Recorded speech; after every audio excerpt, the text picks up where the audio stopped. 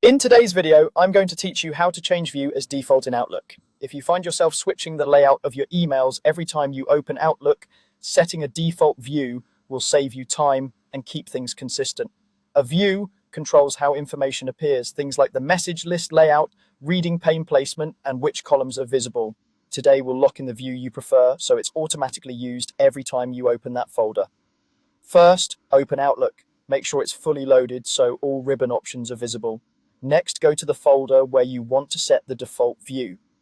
This is important because views are folder specific. For example, the view you set for your inbox won't automatically apply to your sent items or any custom folders.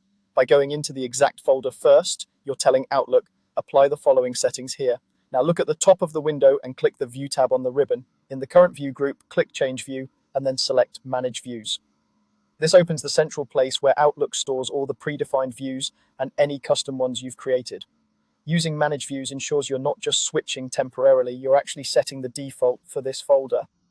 In the Manage All Views window, you'll see a list of views such as Compact, Single, and Preview, along with any custom views you've already made.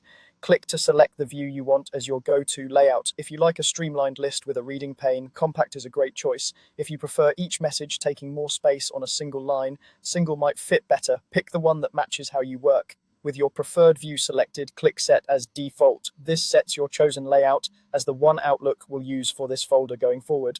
To see the change immediately, click Apply View. You'll return to the folder and the layout will update right away, confirming it's now in effect.